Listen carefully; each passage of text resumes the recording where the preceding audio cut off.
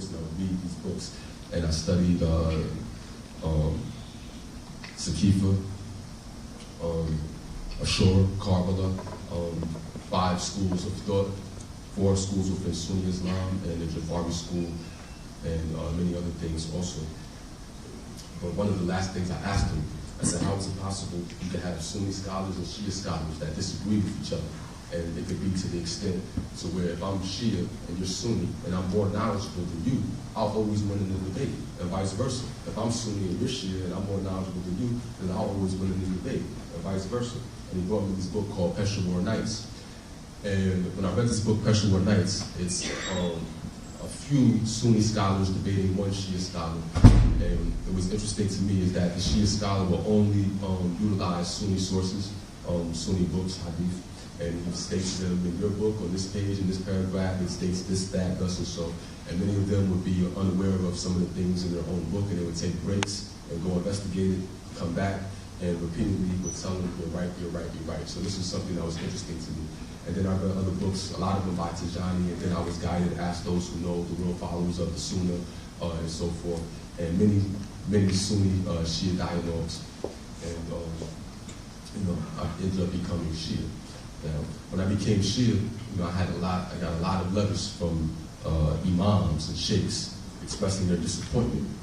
And many of them would say, how is it possible that you could have became Shia when many of us left the Nation of Islam, or many of us embraced Orthodox Islam through your grandfather, mashallah. And I always explain the history of Musa with Pharaoh, and when Musa with Pharaoh. And when Moses brought the message to Pharaoh, Pharaoh and his people rejected that message. And they said to him, to Musa, peace be upon him, how can we accept what you bring us when what we practice is what our parents practiced and their parents and all of our ancestors? We practice what all of our ancestors practiced, so why should we embrace or accept what you bring us? And they rejected the message of Musa. And we all know what their fate was. They're in the hellfire.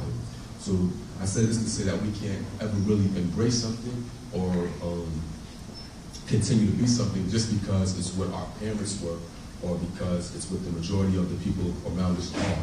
It's the duty, especially for the Muslims, it's the duty for every Muslim, man and woman, to seek knowledge from the cradle to the grave and as far as China.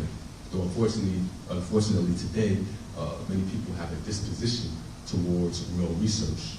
And let me also say this. In the Quran, Allah states, I made nations and tribes so that you may get to know one another. And he also states, woe to those who break themselves off into sects and only party and rejoice with those of which they consider their own.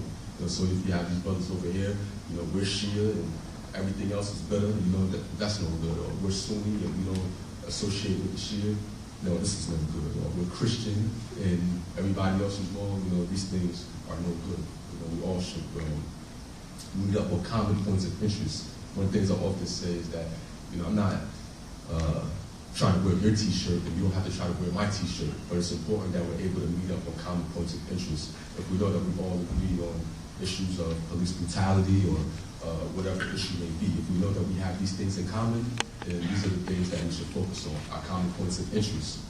And in Islam, we all have at least 5 main points, that can distinguish us as being Muslim. We say there's no God but God, he has no partners, and that Muhammad is the messenger, the last, the seal of the prophets. We pray at least 5 times a day. We give charity.